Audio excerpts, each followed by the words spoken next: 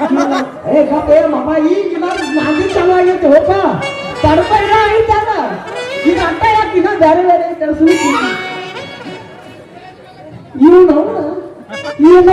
ಈ ಹೆಸರೇ ಯಾಕೆ ಇರ್ತಾಳು ಅಂತ ಇವ್ ಏನ್ ಮಾಡ್ಲಿ ದೊಡ್ಡಪ್ಪ ಅಂದ್ರ ದೊಡ್ಡಪ್ಪ ಕೈತಿ ರಂಗಿ ಏ ರಂಗಿ ಅದು ಇದು ಏನು ಬೇಡ ಬರೇ ಪ್ರೀತಿಗೆ